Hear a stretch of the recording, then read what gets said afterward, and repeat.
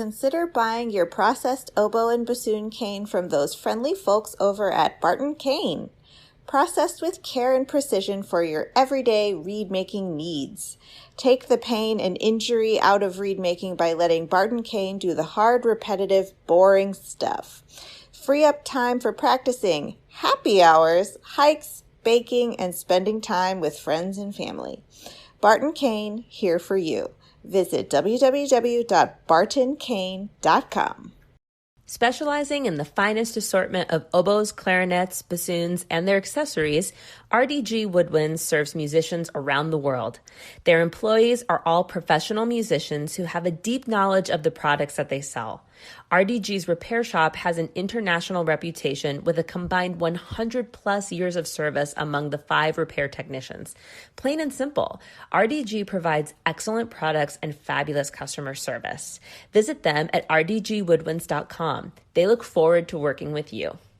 Hi, I'm Galit Kaunitz. And I'm Jackie Wilson, and you're listening to Double Reed Dish, a podcast for oboists, bassoonists, and the people who love them.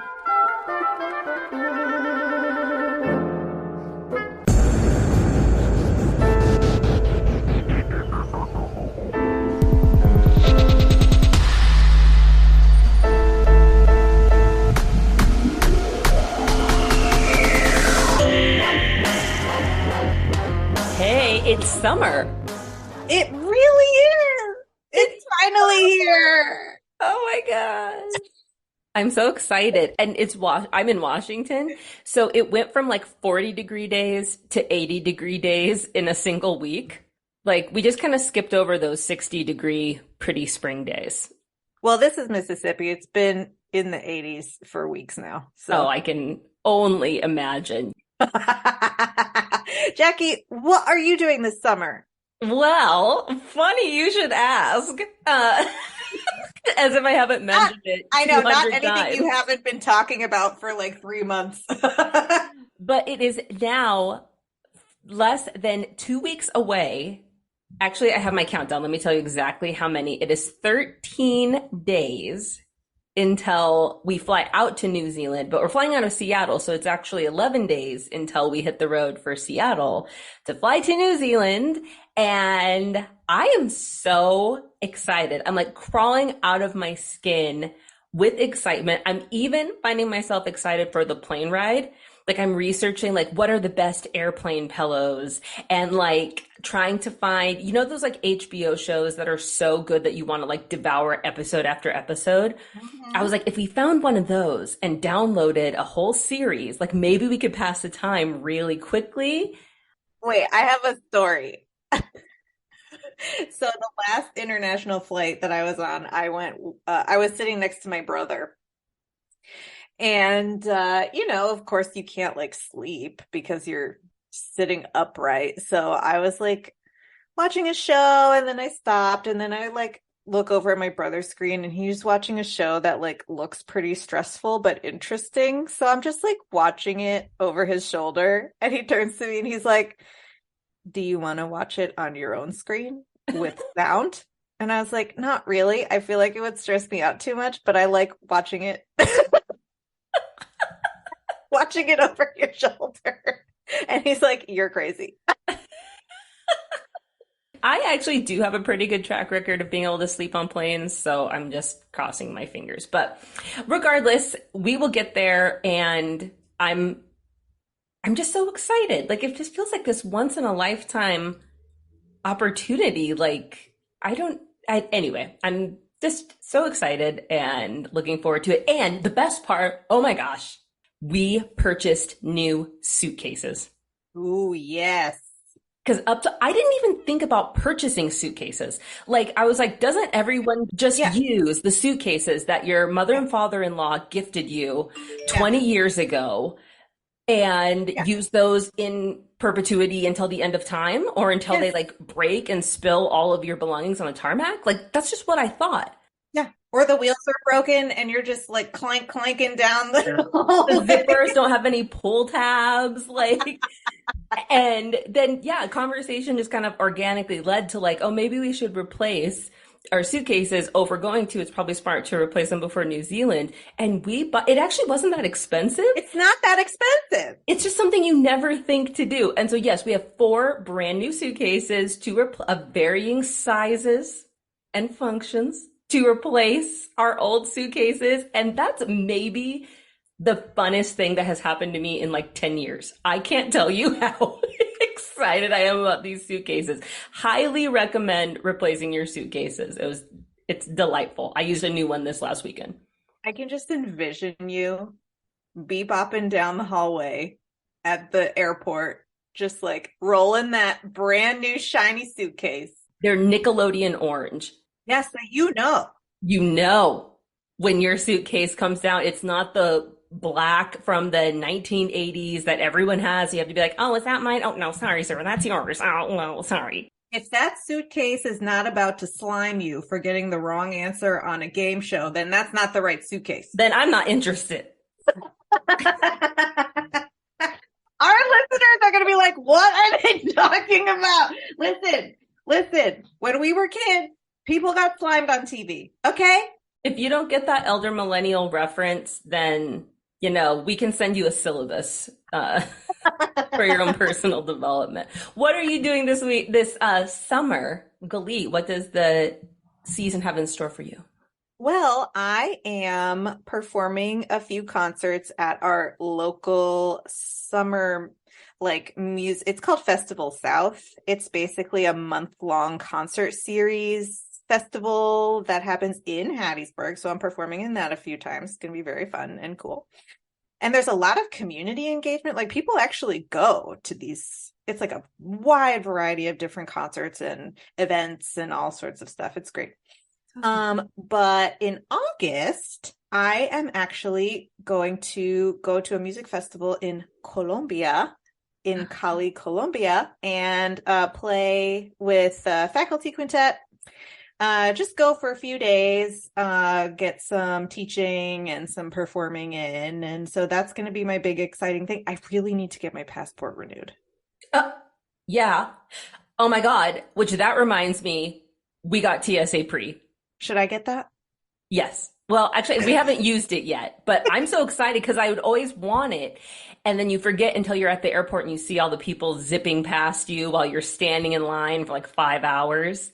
Mm-hmm. And now I'm going to be one of those zippy people. And I'm so excited about it. I love it. It's also like at the Spokane airport, that line moves very quickly, but it looks like you're going to be in line for a million years because it's winding all over the place.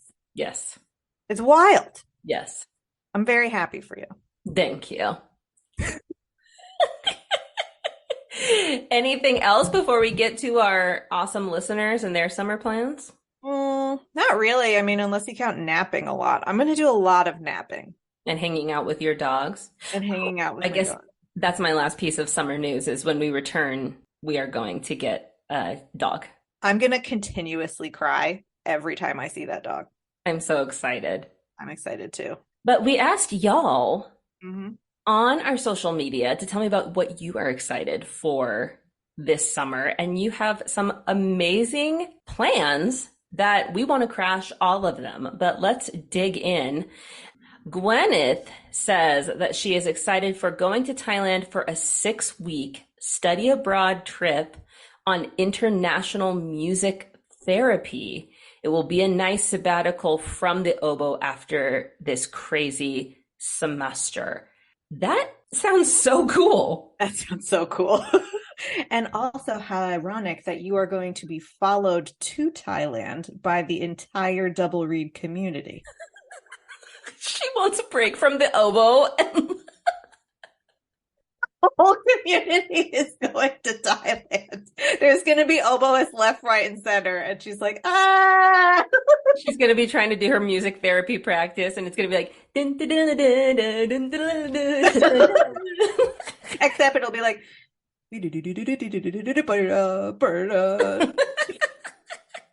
that's the villainous theme song of the oboe. That's right. So Annalena is gearing up for her senior recital, which is extremely exciting and sounds like a lot of practicing. So Annalena, I hope that you also get to take some naps. in that. Absolutely. Similarly, Mariah is excited about starting her private studio.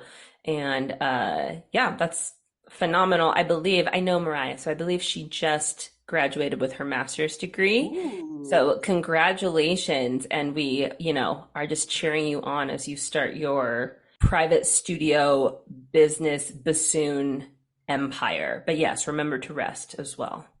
So I love this submission. Andrea says, amateur oboist here heading off to adult chamber music camp at Interlaken with my reed trio for the second year.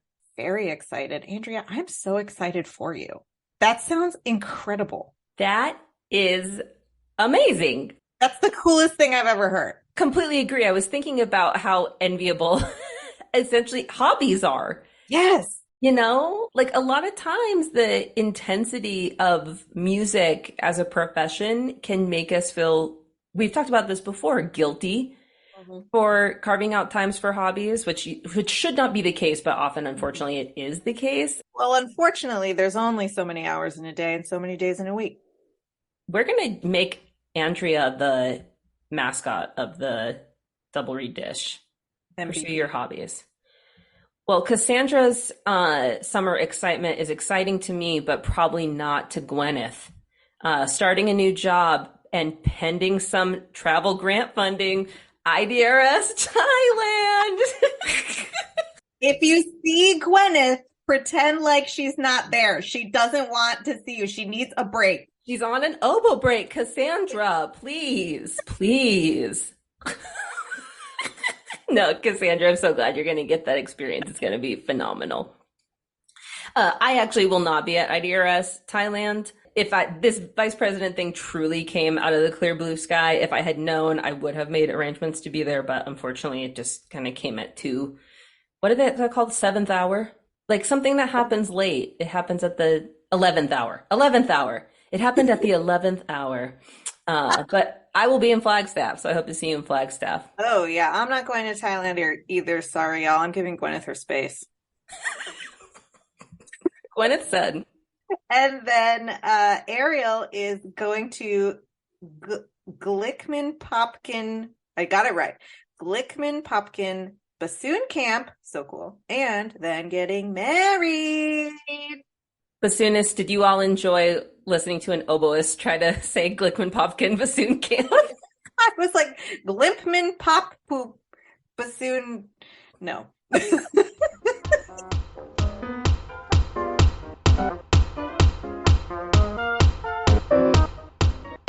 AC/DC Reeds is a one-woman bassoon reed shop in Minnesota run by Ariel Detweiler, producing over 1,200 reeds per year.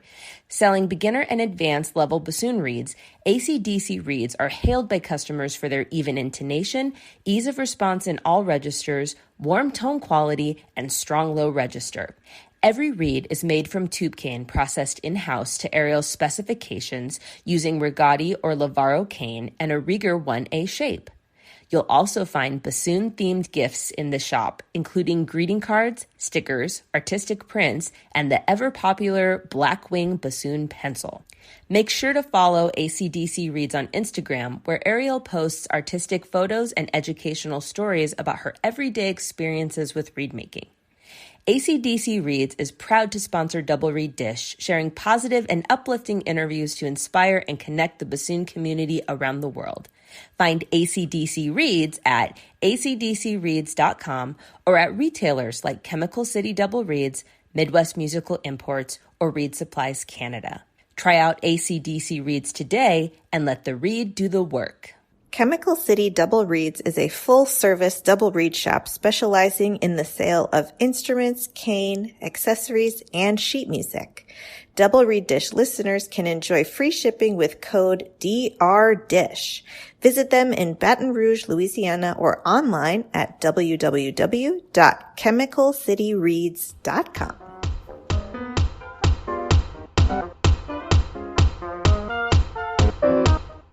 We are elated to welcome to Double Reed Dish Evan Kuhlmann, solo contrabassoon and section bassoon of the Los Angeles Philharmonic. Welcome, Evan. Hi, good morning. We would love to start by asking you, how did you start playing the bassoon? Oh gosh, it's sort of a long story, but in short, I always start by saying I'm the son of two rock drummers, and um, it leaves out that my mom also played the oboe. But they started me in Suzuki piano pretty early. Um, in fourth grade, the band director came and kind of demoed all the band instruments to us, and I still kind of wanted to be a piano player, but my friends were doing band, so I picked up the clarinet.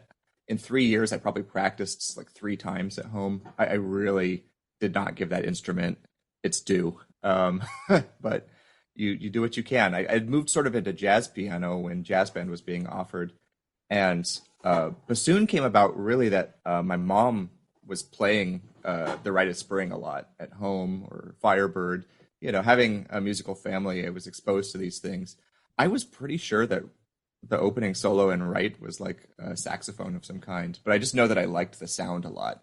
And it would be years before I even learned those notes, but that was sort of the goal from the very beginning. I got really lucky in that my mom knew the second bassoonist in the Seattle Symphony, Paul Raffanelli, through musical connections. And Paul said, "You got to go meet Francine Peterson, who was my first teacher." And the rest is sort of history. Well, talk us through getting serious about the bassoon and deciding that you want to pursue it as a career in college, that type of thing. That's something that, when I started again, it was just kind of like, this is my band instrument. But at least I actually like this one, and I chose it for reasons more than that there was one in the basement. I just thought it looked cool and it sounded cool. But the thing that really clicked things for me was playing in the Seattle Youth Symphony programs. I'd been a part of a program called Endangered Instruments, which was amazing. I got free group lessons at school, which was just really kind of set me on my way. And playing in the orchestras, it started with just arrangements of this and that, but eventually we moved on to the point, I think it was my freshman year of high school, and the first concert of that school year had Stravinsky's Petrushka on it, and it was just like, kaboom. I mean, I thought, oh my gosh, this is what this could be. It's just so many colors. I've always been more drawn to what could be done with a large and diverse ensemble. I like playing solo and chamber stuff just fine, but that was sort of it. And I started just asking questions of anybody that I could, like, how do I make this my thing? And the advice I was given there, kind of led me on the path I eventually took. So talk us through then your training and educational journey and how you got to where you are today. Sure. So yeah, I have to give a ton of credit to studying piano, especially the Suzuki method with Pam Chang in Seattle. That was foundational. And there's so many things that she taught me in music that I still think about all the time, especially stuff about phrasing and harmony, that are more evident on like a polyphonic instrument than a monophonic instrument, but I still use all the time. And when I kind of burnt out on classical piano, she was 100% supportive of me doing jazz piano, which was also huge. My band director in middle school, Bob Nat, was foundational, really an incredible music educator. Someone who, when I was really struggling, took an entire period to just take me into one of the like back band rooms and say, "What do you want to do?" And that was the first time I ever said out loud that I wanted to be a professional musician and play in a professional symphony orchestra to anybody, including myself. And he said that's what you're going to do. That we're going to make this happen. He was one of those directors who was willing to take that time. I'm so grateful because that was the beginning of everything. Francine was an incredible teacher of fundamentals and bassoon and life. And when she felt like I'd reached a certain point, she had gotten a call, I think, a recruiting call from Barry Stees at Interlochen, who she said, "I think you should do this." was really struggling by that point in other aspects of like just trying to make it through the school day. Having kind of a rough time in high school, to be totally honest. And going to Interlochen was like, I was just very, very lucky to, they needed bassoons that year. I was able to get a scholarship, spent 2 years there before going to Juilliard. Eric Stees and Eric Stomberg were my teachers. They set me up better than I could possibly have imagined, better than I deserved based on the practicing I was doing at the time. And yeah, then I was at Juilliard and studying with Frank Morelli, who put up with me for another 5 years. My final year at Juilliard, I did a double degree program with composition, and I ended up finishing a graduate diploma in composition. And that's a whole nother talk, but hopefully that is a not too long-winded answer to your question. Can we hear about embarking on your professional journey? Sure. I came into Juilliard kind of listening to, some of the upperclassmen, maybe more even sometimes than my teachers. That was a mistake. But the attitude was like, oh yeah, there were people saying, if you don't get a job by the time you finish your undergrad, then blah, blah, blah, blah, blah. I mean, I should not have taken that to heart, but I think sometimes, some of us just latch on to the scariest thing that we hear or the worst case scenario. And certainly that described me at the time. So I was super, what's the word I'm looking for? Like precocious. And I wanted to take all these auditions and just work on my excerpts and stuff like this. But I was so fortunate that I had a teacher who continues to be much wiser than me and Frank Morelli, who just kind of kept me on like, hey, let's work on music. Let's get better at the bassoon. Let's kind of stay the path. And when the time is right, the time will be right. So I took maybe 1 or 2 auditions, but not with a kind of degree of seriousness that I was eventually going to need. And the thing that kind of changed things for me was that I had just started grad school. And ironically, I had just forged this totally different path where now I was going to also compose. It was something that I'd always been interested in and done a little bit of. I started taking lessons for non-majors in my undergrad. And then it just, pulled a lot of all-nighters to prepare applications for programs. I ended up getting into both programs at Juilliard. So the idea was that I was going to do a 3-year program and end up with like 2 master's degrees. But as luck would have it, sort of famously, I don't know if it's still this way, but on the 4th floor at Juilliard, there used to be a wall where they would put all the, orchestra job postings from the international musician. And I just saw this one that was Oregon Symphony, bassoon and contrabassoon. And I guess I was homesick, I was kind of thinking like, what's going to get me back to the Pacific Northwest? Jackie, you're in the Pacific Northwest. You know what a special place it is. I'm sure everywhere in America is special for different reasons, but Not like the Pacific Northwest. we're biased, but Okay, quit bragging. Yeah, I grew up in Washington, so I'm a native Washingtonian. So yeah, not like the Pacific Northwest. It's. I just think it may, it's.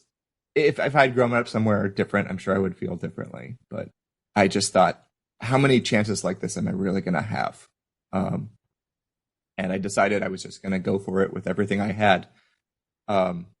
Not at all expecting that I was going to get the job, but just willing to set other things aside for the moment and say, this is my one thing for the next, I think it was like 6 weeks or something.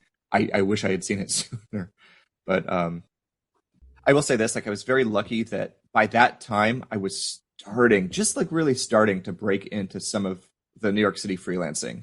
And that started with me just saying yes to anything and everything.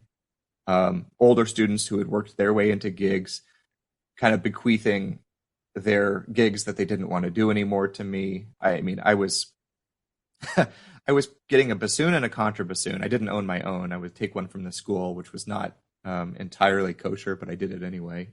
I had friends who kind of showed me the ropes. So I'd have these 2 instruments and then stands for each instrument. And and I'd be, standing because there was nowhere to sit on like the Long Island Railroad, just taking it way out to, I basically leaving school at like right after classes, maybe 4 or 5 p.m., taking the train out, playing a rehearsal at night, getting back to my apartment in Washington Heights, at like midnight or something. So it would take the whole day, and I'd maybe make like $20. And I'm not endorsing that for anybody, but that's how I started. That was me embarking on a professional journey, just saying yes and showing up and doing it. I don't recommend it to everybody. It's simply what I did. And it did, showing up and being prepared and being on time. Some people noticed and said, hey, I've got this other gig that I do. Would you be interested in doing that? And one thing kind of led to another, I guess. But all of a sudden, everything just changed when I saw this posting. And I thought, I guess this plan that I have to stay in New York is just going to go completely out the window. I could talk about the audition process in Oregon, but the long and short of it is just that it did work out. I started there over the course of the next couple months, and I stayed there for 12 years. It was not immediately apparent that that was going to be the thing. I had a lot of reservations about leaving school. Was I was kind of thinking like, am I undercooked? Was there more I needed to stay and do? And the answer is probably yes. I tried to teach myself those lessons and pick them up from other more experienced musicians on the job. And that was really the beginning of my professional journey. I'd love to hear more about your audition process, because you had said, well, I wish I'd seen that posting sooner, and this was the first audition I really took seriously. So what does that process look like for you? Well, since then I've only taken 3 auditions, but each one of those times, I'm trying to think, ideal 6 weeks would be like my absolute minimum. It might sound like a lot to some folks, I don't know, but for me, that's kind of the minimum of what it takes. From ideally, like when I was preparing for LA, I think I gave almost 3 months to it. And I'm not necessarily one of these people who has like, I don't mean to malign this at all. I think it's a great idea. But I think know thyself is maybe the most important lesson here. And I just knew I'm not one of these people who's going to make like I'm doing hand gestures. I apologize. Podcasts famously are visual media, but people make these charts and it's like, okay, today I spent 3 minutes and 20 seconds exactly running Figaro. And then I moved on to Bolero and I ran it for a minute, but then I went back to Figaro and I spent 57 seconds. I mean, that's very commendable. The people who think of it that way, it's not me. I like to think bigger picture, larger chunks kind of a thing. I might divide a list into 3 and have like one day that's part 1, one day that's part 2, one day that's part 3. But that's just, my brain kind of works better that way. And I can't stress this enough, but like month 1 for me is like, where am I in reads? What's going on? It has to be, by definition, like I just have to be deep in blanks, period, and a story. And for the LA audition, I mean, I had an absurd, I think more contra reads than I've ever had in my life. And one of the things that was kind of interesting about it, was like I had this like pile, I think it was 48. I don't know why I like round numbers like that, but I think it was like 48 reads that were like specifically devoted to this audition. And I'm cycling them, I'm practicing them. They're not really ready to go until a few weeks before the audition anyway, but I'm just kind of, babying them through the process and going one by one. To the point I finally got down, and this was not advisable, but I did it anyway. I played at the Cabrillo Festival for Contemporary Music, like the 2 weeks before the audition. So I'm like on bassoon playing like high E's and F's and stuff. And then I'm going back and practicing while all my colleagues are having fun on the beach or, having a beer or whatever, and I'm playing low C sharps at pianissimo and contra, and trying to find the reeds that will do that. That's another tough thing about auditions. Barrick Stees is a really great, I don't know if it's still on his website, but I would imagine a document, and it lists some of the things that he did to get to where he is. And he says, I'm not proud of all of these. I'm paraphrasing, but these are sacrifices I felt like I had to make at the time. Just remember, it's all temporary. I don't think this is a way to live, but I'll tell you that for 3 months, I did 6 days a week minimum, 6 hours a day, 2 in the morning, 2 in the middle of the day, and 2 at night.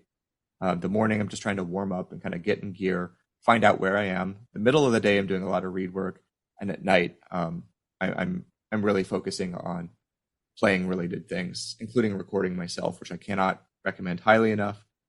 I played for a lot of people, but I kind of wait to do that. And I basically want to be entirely ready for the audition 3 weeks out. That's kind of a random number, but it's a good number for me. 6 weeks out, I want to be playing for people. I don't really want to play for people in the last 3 weeks. That's just me saying I'm as ready as I'm going to be, and I'm just going to keep trying to focus on consistency. And that was my LA process. I did the same thing when I auditioned for Chicago a while back, or the Met before that, and it's really difficult. The timing for LA worked perfectly because in Oregon, we worked more or less 9 months out of the year. And then I had the summer for, personal projects and music festivals. I said no to a lot of festivals at the risk of, my finances that summer because I knew I needed to practice. But I kept 2 on my schedule. One was Cabrillo. I figured it was kind of all the way, it's already kind of down there. And I should, in theory, already be prepared for this audition. The other was Woodwinds at Wallowa Lake, which is that's where my heart is. And I thought, if I'm not doing things that are spiritually, and emotionally fulfilling during this process, I'm not going to make it. It's too much time to devote to such a single-minded task. And that is a music camp in northeastern Oregon, where I taught for many years, and routinely had between 10 and 20 bassoon players between 13 and 18. And just one of the most supportive, wonderful environments, at least that we tried to create as a faculty up there. Karen Miller is still teaching there, and is continuing the tradition. For those who are in that area, I can't recommend it highly enough.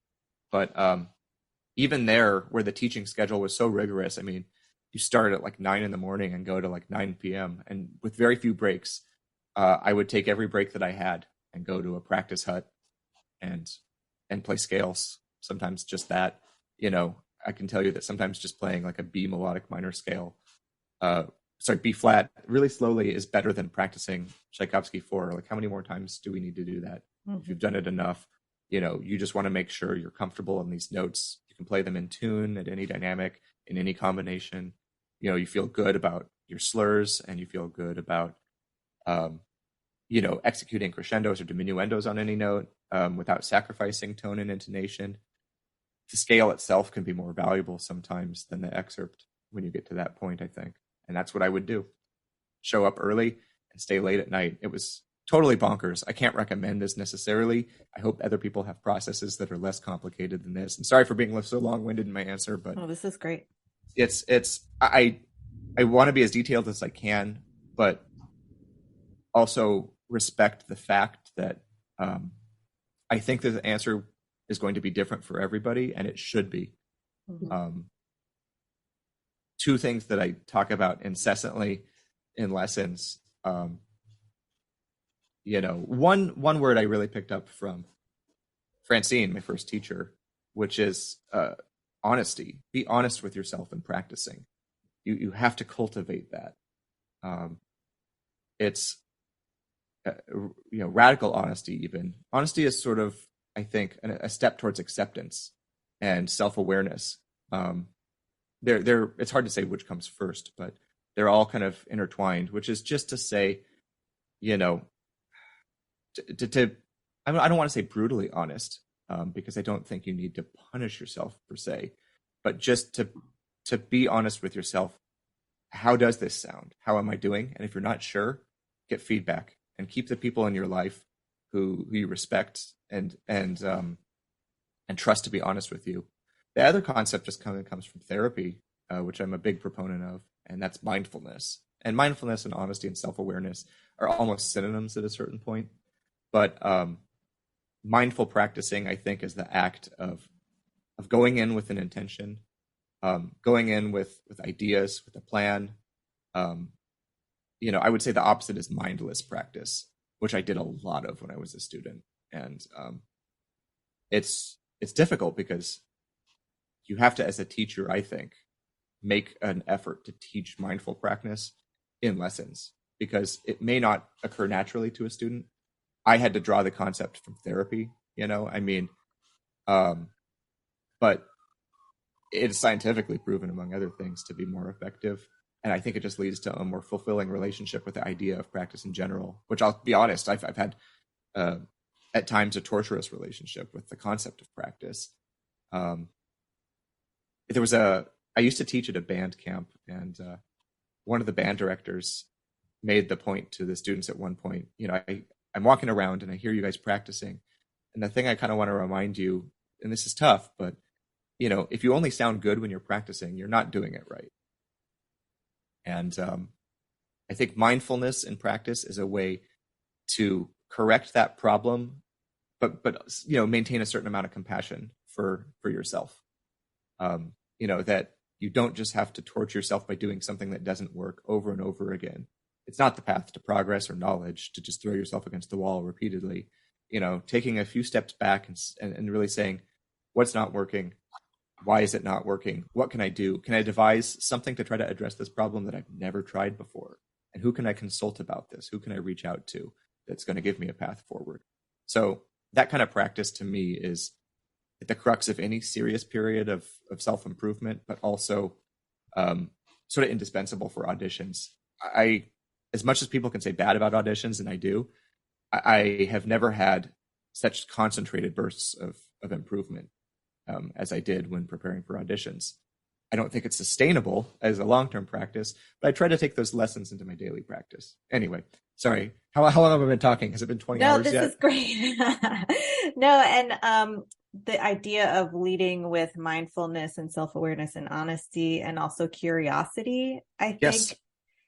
leads naturally into worthwhile practice. And then it sort of takes you away from taking your practice personally, like this sounded bad, therefore I am bad. Yes. And that's such a dangerous concept. Yes. And this is one of these things that, I'm being very vague about it because I'm not a professional. I play bassoon professionally, but I'm not a therapist, psychologist, psychiatrist, what have you. This just comes from books that were recommended to me and doing it. Mindfulness being sort of a concept couched with like cognitive behavioral therapy. I'm saying these words. None of this, I feel comfortable on this podcast saying, here's the definition. I would just encourage any listeners to look this up, to ask questions about it. A pivotal book for me, perhaps it would be good for you. This is now sort of a classic. It's been out for many years and he's written other books, but Martin Seligman's Learned Optimism introduced some of these concepts to me.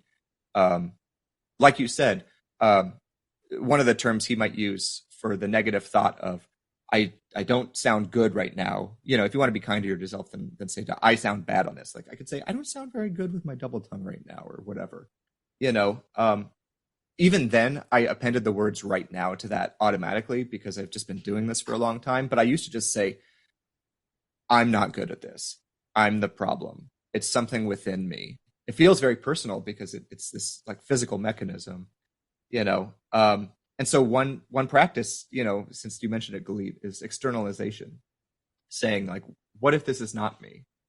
What if this is just because the right way to describe this for me was not something that I necessarily had communicated, or I wasn't ready to receive that information at the time, and that's another thing is sort of eliminating the universal and permanent status that we give negative thoughts sometimes. Like, I'm never going to be good at this. I always have this problem. I just can't do this. These are all things that are just sort of factually untrue. They're not logical. we don't really think with our rational mind when we're deep in our emotions anyway. And that's not necessarily a bad thing, but it's a good thing to try to be aware of in your own practicing, so you can take a step back and say, wait a second, just because I didn't have it today doesn't mean I always am not going to have it. And I think that's the first step towards actually getting it, because then you have the space and the freedom to say, I can take a second to congratulate myself on having, had this realization, on not beating myself up. And now I can start to be more, like you said, curious. Another word I like is creative in practice. Try to come up with creative solutions. Sometimes I think we're just so deep in the problem. It's like standing, at nose length to like a wall. You're not going to see anything but the wall. But if you take 5 steps backwards, you might see that there was a door, 8 feet over to your right that you couldn't possibly have seen when you were in the thick of it.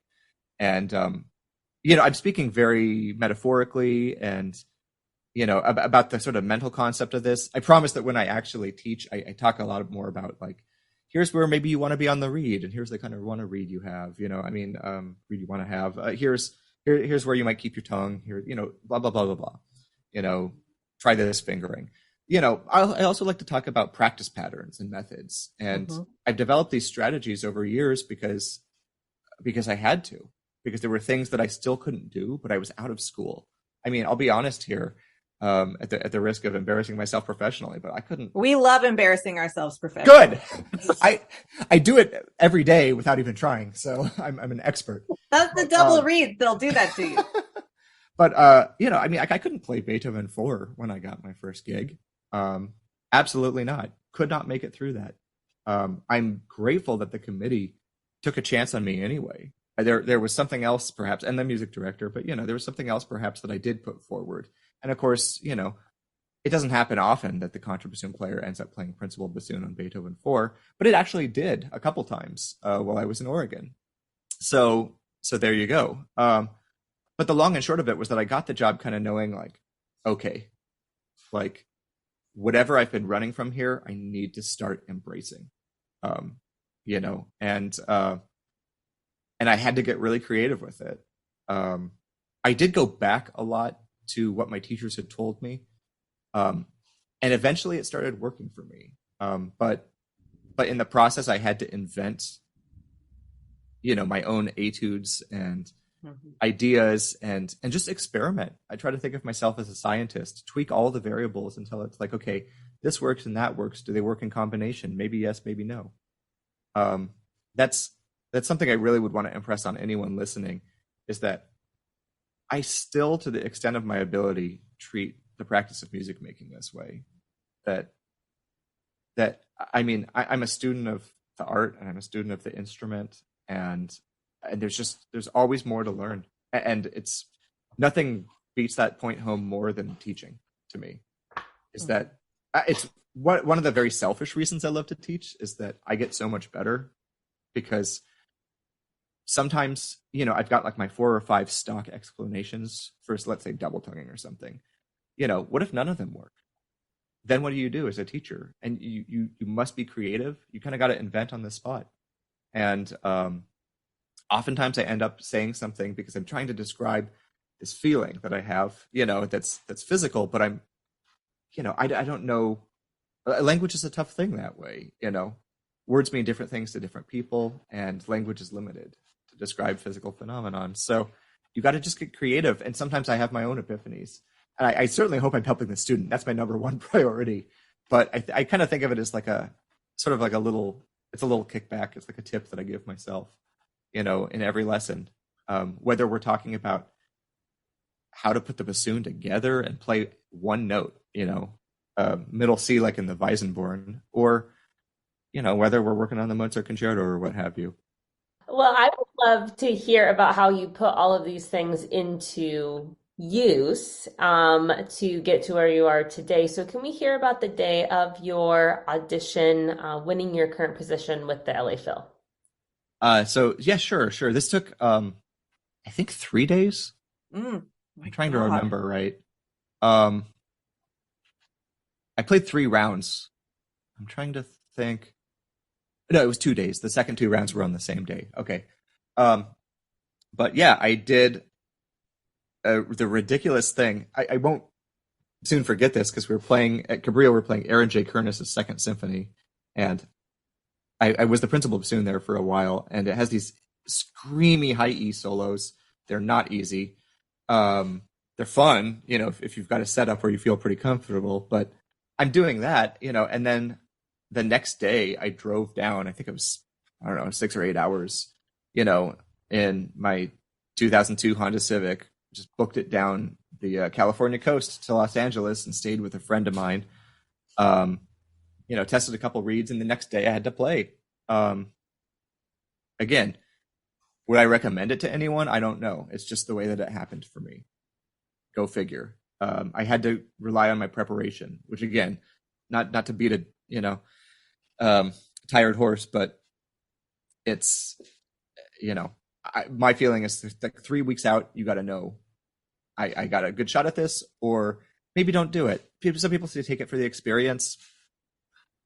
I don't want to contradict those people, but I don't endorse that viewpoint myself.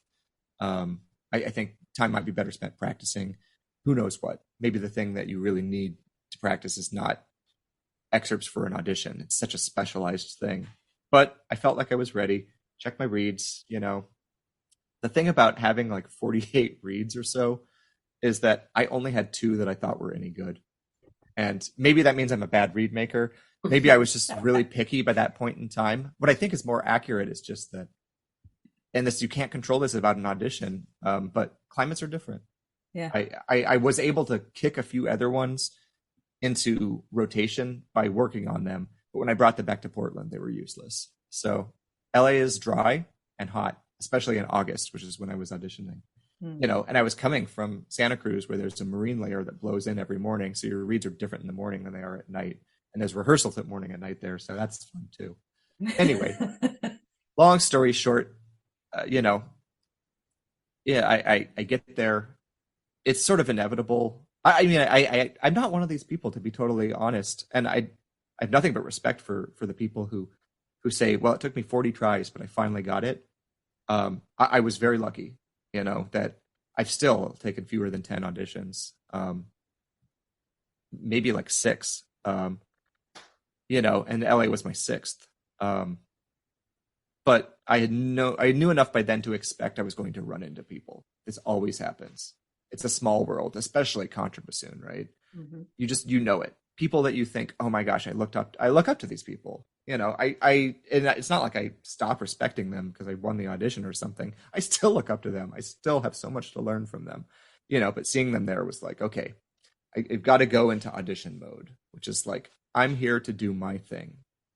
I had a really influential orchestra director, Marcus Sudakawa. I remember one time we were at like an orchestra competition or something, and we heard other orchestras who were really good, and he said, we were talking amongst ourselves, like maybe we should do this, or what if he just said, guys, just let's come. We came here. Let's just do what we came to do. So I did what I came to do to the best of my abilities. I made it another round, did it again, made it another round. A friend of mine quoted one of her teachers as saying, "Let the other candidates eliminate themselves." It's kind of brutal. I don't wish. I hope everyone does as well as they possibly can, especially now that I'm on the other side of the screen. But you go and you do as well as you can. We've all had this experience, and if you haven't, you probably will, and I'm so sorry, but we've all had this experience, I think, where we encounter someone who maybe we don't know for sure, but it really seems like they're trying to play mind games with us, maybe trying to like throw us off or put us into a weird headspace by talking to us.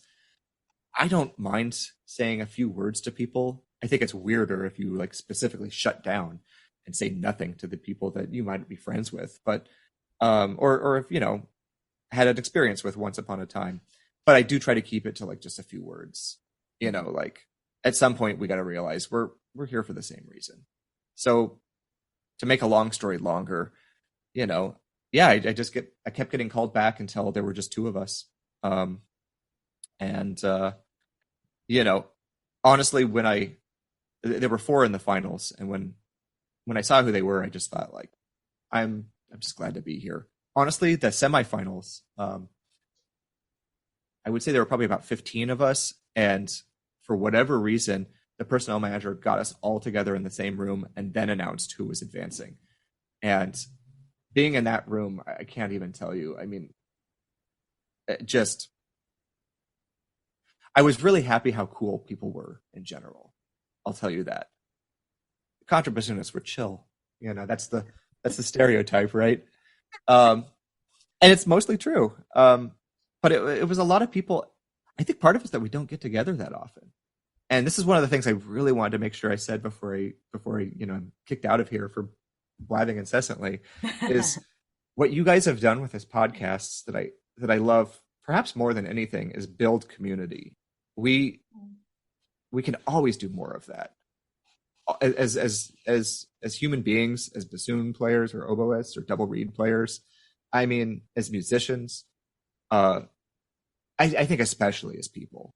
I'm not going to get super political, but I do think the future is local. I think, in a world that's increasingly connected, I mean, who knows who could hear this podcast? Someone on another continent, for all I know. Heaven forbid someone in like a spaceship or something, but I mean, our who stats knows, right? have not yet shown us Yeah, intergalactic listenership. Double reed dish on the ISS. It's coming. But yeah, I think one of the great things about being so interconnected is that we have these amazing resources. I adore Kristen Wolf Jensen's Music in the Bassoon. I wish something like that had existed for the last 250 years. To date myself, I still grew up in an era where. Sorry, I know I'm supposed to be talking about the audition, but I feel like this needs to be said. I grew up in an era where my teacher would give me an assignment and of course I was going in person for lessons. I mean, that wasn't an option. So I'm there. And the assignment is you need to go get this, recording of whatever, of, Milan Turkovich's, Mozart with Academy of St. Martin in the Fields, or, here's, Bernie Garfield's Alvarado del Gracioso or something, go get this. And that was the assignment. And it's okay, I'm going to record stores. There's a place, Silver Platters, I think it might still be there, picking up CDs. Or you had to mail order it. I mean, Forrest was a catalog you got in the mail, and there weren't many of them. Now it's oh my gosh, you can get everything with one click. And still, I struggle to get my students to do this. Still, I'm it's $5 to pick up the Bordeaux, Rubank edition, and, Trevco's going to ship it to you in a day.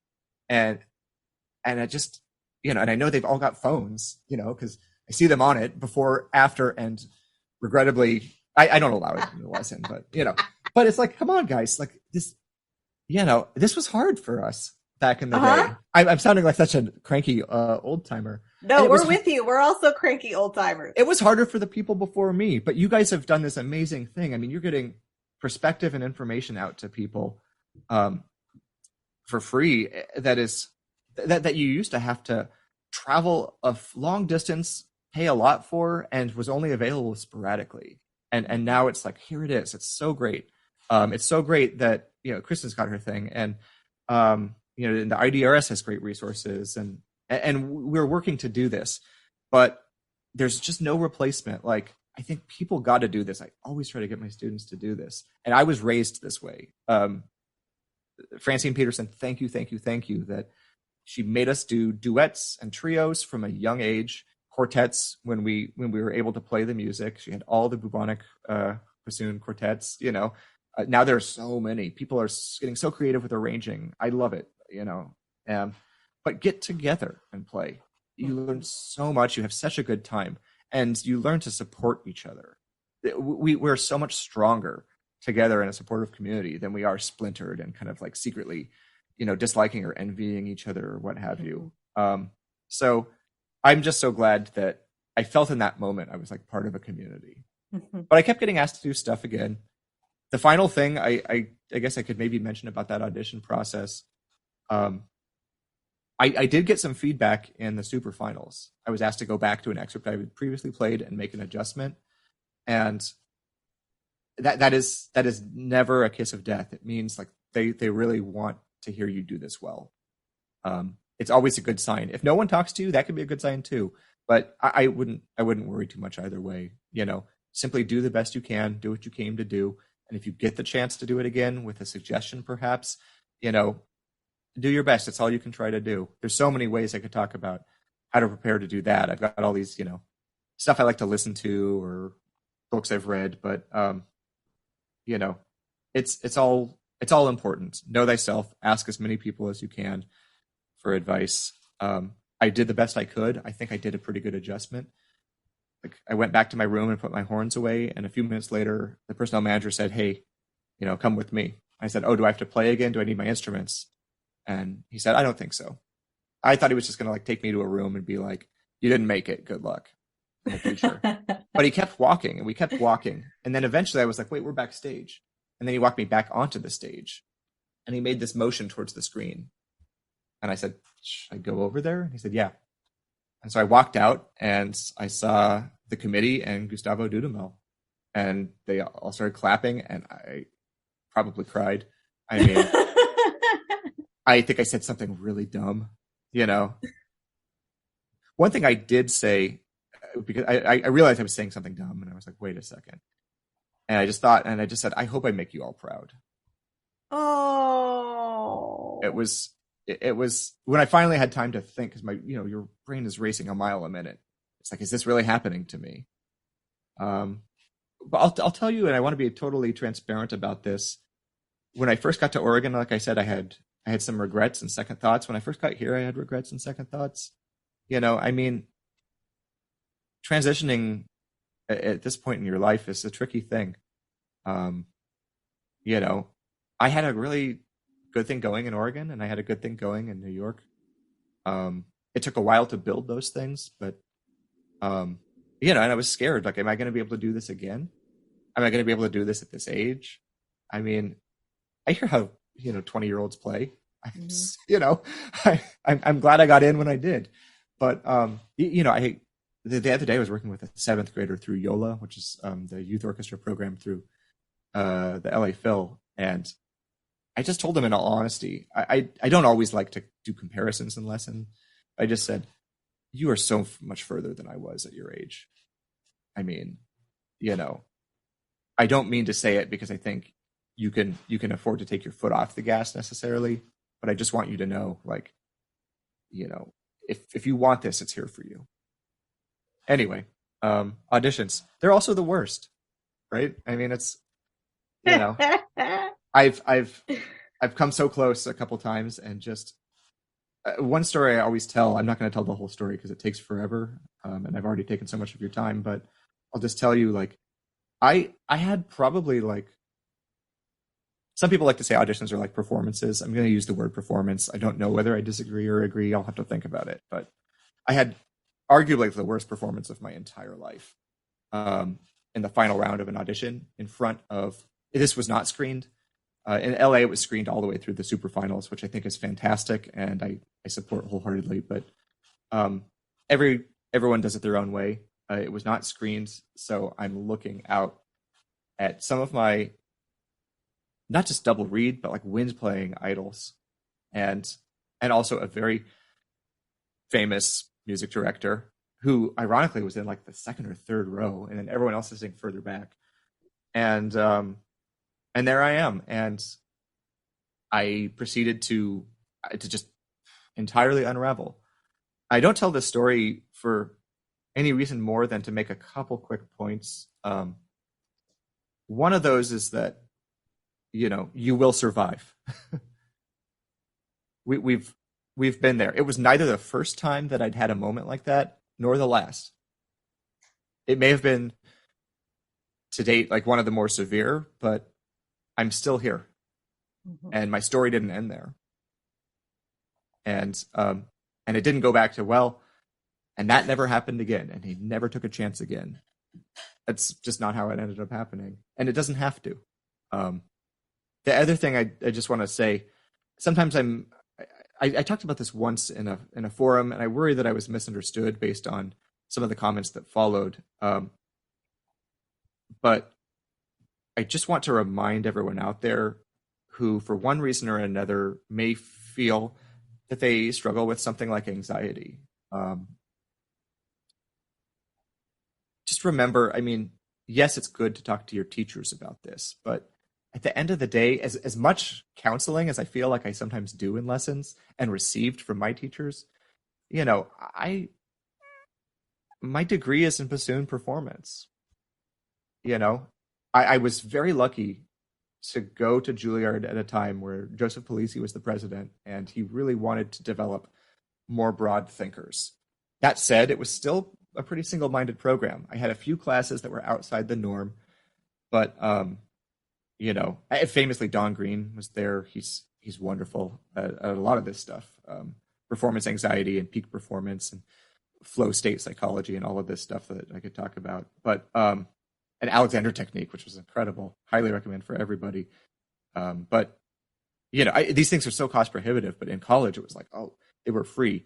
Take advantage of these opportunities while you're a student, because it becomes harder and harder to engage with them. But finally, I just want to mention, like, I did feel the need at some point, and I'm so glad I did, to say, like, I need to talk to an expert. Mm-hmm. I mean, I need to go to someone who studied this specifically. We can think, you know, I could tell you that I've studied it because I read a lot of books about it. I didn't go to school for this. You know, it was not my primary focus. I did it in a way that was specifically directed at addressing me and the issues that I was having. You know, when I finally did, I learned about things that I had not learned before. Prior to that date, I had never taken beta blockers, for example. And I'm not here to recommend them necessarily. I'm just here to say that I recommend talking to your doctor. It was a thing that I talked to with my doctor and with my therapist, and we said, we're going to try this and see how it works for you. And I tried it later that year. I had to play principal bassoon on Tchaikovsky 4 on a set. The week before, I had just done Ravel G major piano concerto as principal. I mean, this is, for a contrabassoon player, tough stuff to do. And I was getting kind of anxious, and I thought, let's do it now. And I did. And the first performance of the Tchaikovsky 4, I kind of barely made it, to be totally honest. The second performance, I had one of the best performances of my career. And I'm not saying this is some kind of miracle thing. There are plenty of people I know who were like, nah, not for me. And I think that's great. Mm-hmm. Or who have other approaches to it. I no longer take them. I have other ways that I deal with this issue. But I just want to remind people, because I know there's still a stigma about it, and like, oh, chemicals and this and that. Well, treat your body in the way that you want to treat your body. It's yours, you know, and theoretically, no one can take that away from you. And I think that everyone has the right to make these decisions for themselves. But one thing that I can say that my doctors gave me that musicians really kind of couldn't was a certain amount of confidence and expertise that allowed this to totally turn around for me. And I absolutely, you know, full transparency, like, I mean, I don't think I could have made it through the LA audition experience without this. Not a chance. I just think that there are times where something's got to give, I guess. I don't know how to put it, but you know, just really maintain an open mind. And there's a great book called The Death of Expertise. You know, let's not forget, you know, sometimes that there are people who have devoted their lives to things like this. Mm-hmm. And I'm trying to devote my life to getting better at the bassoon and helping others do the same. You know, I would like to think that someone would come to me before, you know, they just, I don't know, Googled the word bassoon on the internet and trusted the first thing that they read, you know, but, you know, or went to, like, you know, a viola teacher who's like, well, I'll tell you if you're playing the wrong notes or not, you know, mm-hmm. and I would never deign to be that person for someone else. So to make a long speech even longer, I guess I just want to say that, you know, there are a lot of people out there who just sincerely want to help you, and we can be those people for others too. I think that's one of these ways that we build community. So I don't know, that's the world I want to see. My sister is one of my all-time heroes. I hope she listens to this. I don't know if she will or not. I'm really bad at self-promotion. I don't even have a website, and I should, because I have all these arrangements that I want to give to people. But, she's better at it.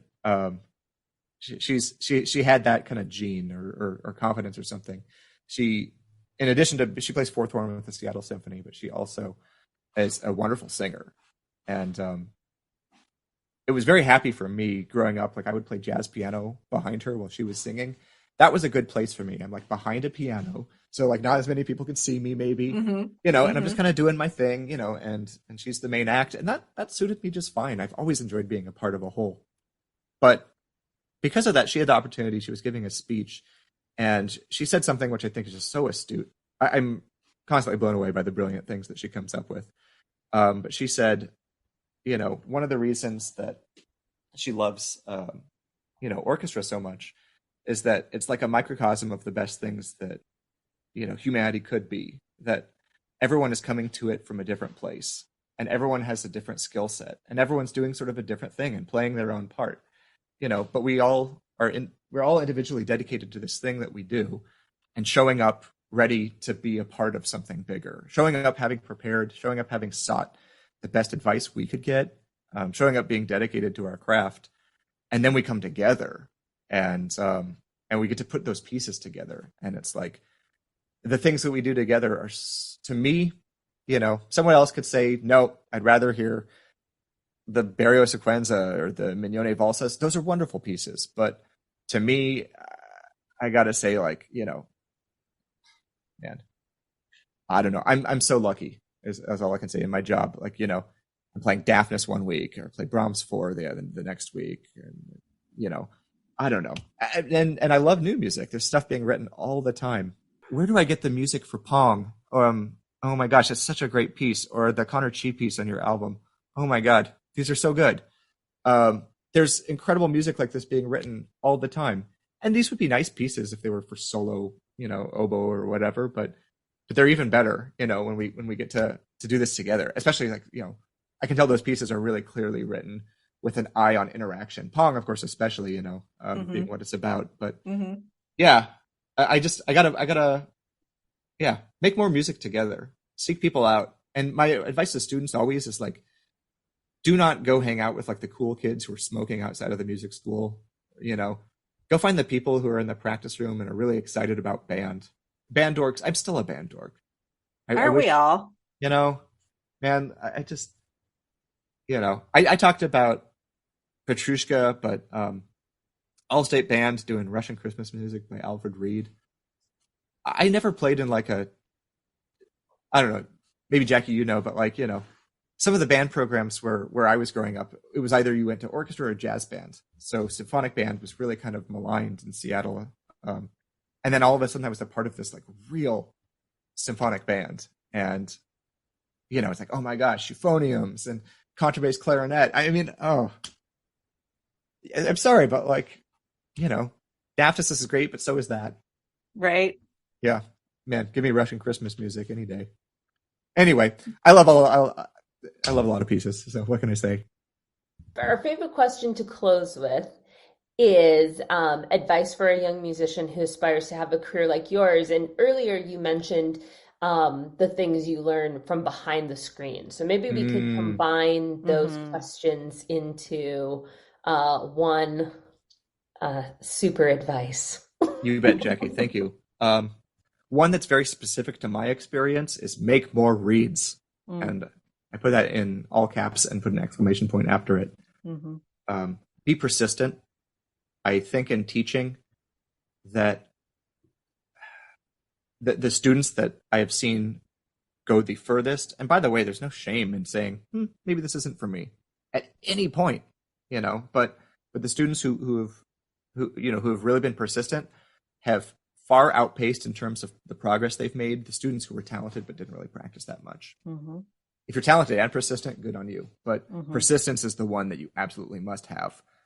Talent, I don't know, it's some vague thing. People always say, oh, you must have made it because your parents are musical and your sister's musical.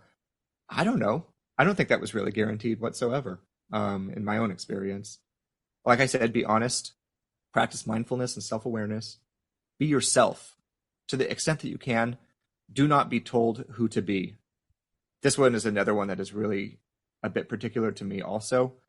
I usually overshare in these things, and I feel like I already have. But so at the risk of doing that again, I'm just going to kind of leave it there. But do not be told who you are. Nobody can tell you that. A teacher, another one, a band director who used to say this: make better choices. This is a really, I mean, it sounds kind of trite, right? But I think most of us are making the best choices we can at the time that we have to make them with the information that we have. But so I don't say this with any intent, but just kind of, it's a thing you might think about from time to time. Like, I'm going to choose kindness today. I'm going to choose compassion. Err on the side of compassion when you're dealing with others.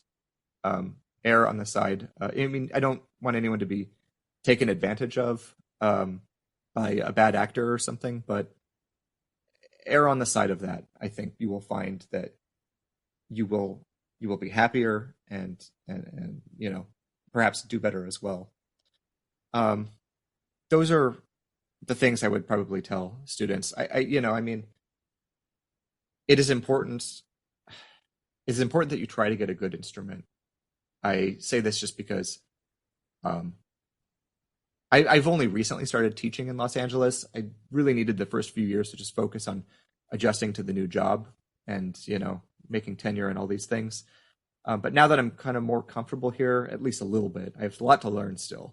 But I've taken on a few students, and man, I'm very sad about the way that students have to try to deal with instruments that are more or less non-functional.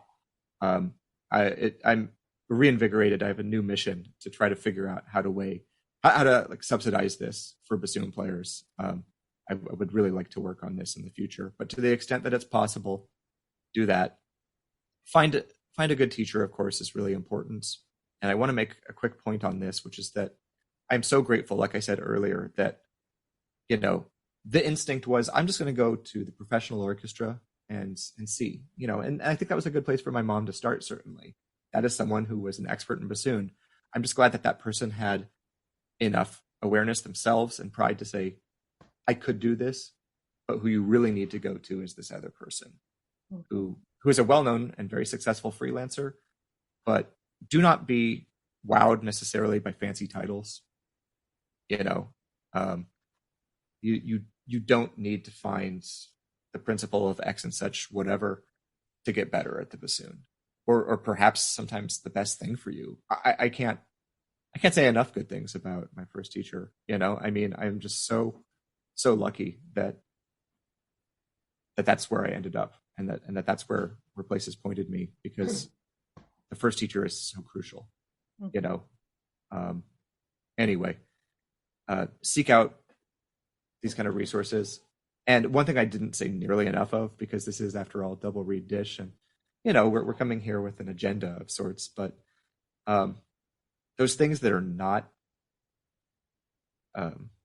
sitting behind the instrument are really important too. They really are.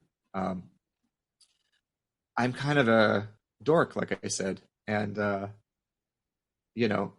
why I should have put this away, but I have my trombone out behind me, and I'm doing about 15 minutes a day of trombone.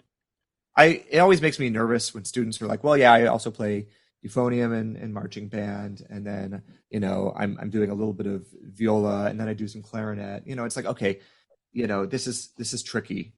Not a lot of high schoolers are going to be really excellent at 5 different instruments or whatever you're trying to do. I was terrible at the trombone. I played for a very, very brief period of time, like a matter of weeks, one summer, thinking I might try to do jazz trombone or something in jazz band in addition to piano. But I was sort of curious about it, and I was like, you know what? I love music too much. I have a hard time finding hobbies outside of music. I feel now, since I've been playing bassoon for over 25 years, like I'm probably not going to destroy my embouchure if I do 15 minutes a day of trombone. And you know what's so amazing about it? Like, you just pick it up and play. Bassoon, I'm like, I have like 5 minutes before and after. So if I have 15 minutes, I don't really have enough time to practice. I'm going to do 5 minutes of what, you know? I still tell students better to do 15 minutes than 0 minutes. But like, you know, man, trombone players are just like, pick it up and go, bah, you know, funny, huh? Anyway, yeah, a life outside of music. I'm so lucky to have a partner who's a non-musician. He's absolutely wonderful. He's really into orchids. And we recently went to the Santa Barbara International Orchid Fair. And just, I love people who are just really into stuff, who are passionate about anything, you know? And that was one of the things about him that was just like, yep, we're geeks. We're different, you know? But we're these people who just like, we found something and it was like, this is it. This is me, you know? And there's bassoon and contra absolutely for me. And he's got his orchids, also really, really loves the rainforest. Is dragging me to Madagascar in June, you know? Cool. I know, it's like, oh my gosh. Things that I would never think to do. Stay inspired also, like go hear string quartets. Oh my gosh, there's so many good ones. Go hear a brass quintet. Go see a concert that you weren't thinking you were going to go see. That is my advice. And that rolls into auditions too. Like you got to just keep doing this. You know, podcasts are really great for reed making, by the way. You know, and if you get bold enough, you might be able to watch TV, but podcasts are better for me. I still need to be able to look at what I'm doing because I'm famously bad at arts and crafts, which is a large portion of reed making. Behind the screen, this is one of those things like I think it's actually kind of really fun. I write really way too detailed comments when I'm writing stuff. And I'm so glad we have a system here where people can get comments. And I send my comments out when people ask for them. 9 times out of 10, they write back and say, thank you. Not just like a perfunctory thank you, but like, oh my gosh, this is so helpful. Thanks for thinking about things that like, perhaps I could practice or do better next time, as opposed to just telling me this was bad, you know? And I really needed that. And all I got sometimes was radio silence. But then I will return to what I said before, like play for people, play for your friends, your colleagues, play for your teachers, play for teachers of other instruments. You'll learn a lot. Yeah, that could be a singer for all I care. I mean, it's really important. And be that person for others, and be, like I said, you know, choose compassion, be honest with them, but be compassionate as well. In the words of, this is so weird, but I was listening to a podcast. This is Hayden Panettiere's therapist talking, that honesty without tact is cruelty. And you can think about that for a second. Honesty is very important, especially with ourselves, but we must practice a certain amount of tact, a certain amount of compassion, a certain amount of way of finding a way to say it that is still honest, but that elevates instead of diminishes. And I think that's really important. Developing that voice within ourselves that is critical but encouraging at the same time. And treating the others that we care about with the same intention. You know, nothing makes me happier than seeing other people do well on the bassoon. And I'm not too afraid to admit that there was a time where that was not true, where I wished that fellow students would have a worse audition than me. And it was just 100% projection and my own insecurities from having showed up to that audition, not having practiced, not having prepared, and feeling like I somehow still deserved it. You know, these are tough lessons. But one thing I will tell you unequivocally is that every time a new candidate walks on stage, I can think of an audition we had recently where, you know, it was like 90 prelims or something. Every time, all the way up to 90, every time I'm starting over. Maybe this is going to be the one. You know, doesn't matter where you come. And we want you to do well. And if things start rocky, we're still pulling for you. You know, sometimes things start rocky and they kind of stay there. Sometimes they turn around. You know, it's tricky. It really is. Auditions are no one's best friend. I think they're kind of a necessary evil, at least at this point. Maybe someday we will evolve past them. We can only hope. You know, I've done just a couple interviews for like college teaching positions, so I know the process is a bit different there. You guys are certainly more expert on this than I would be to talk about it, but I do feel like very much it's the same thing. You know, if it's a spoken interview, if it's a lesson, I mean, I can't think of much that would make me happier than watching a potential new colleague come and teach a student and have that go really well. Mm-hmm. I mean, what's better than that? You know, I think of some of my colleagues. One person I have to name in particular, Sydney Carlson, who's the flute professor at Portland State University. Watching her teach, I mean, just a privilege, an absolute privilege, and to have sat on the same like faculty as her and seen her students do their juries. You know, someone I felt like I learned so much from. And so another thing that I really despise is this attitude that like, you know, oh, I shouldn't study with that person because they're not the principal of the local orchestra.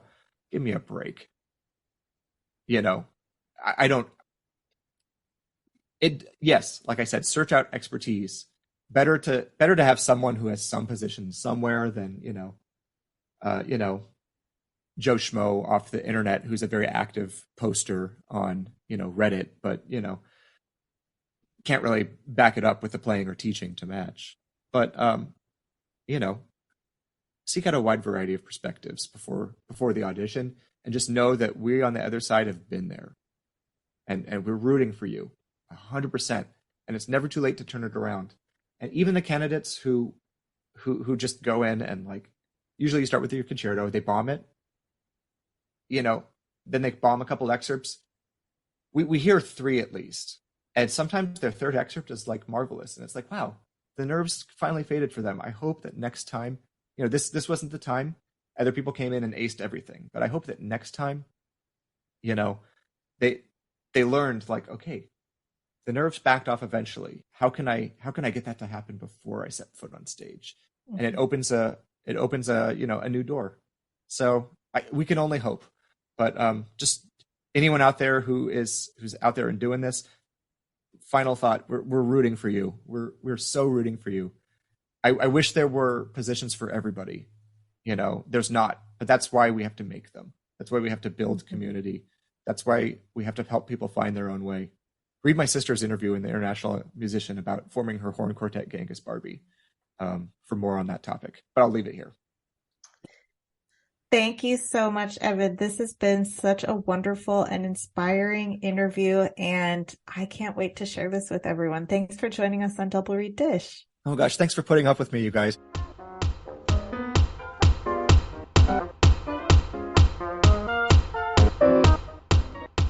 We hope you enjoyed that episode and that you're transitioning into the summer delightfully and uneventfully, and that you get a bunch of rest while listening to our lovely voices in your ear, of course. Don't forget to follow and subscribe on social media so you don't miss the next episode, which is going to feature whom, Galit? We are so happy to have spoken with the lovely Leah Forsyth, Assistant Professor of Oboe at Northwestern State University of Louisiana. Jackie, let's end this third parade. Go make reeds.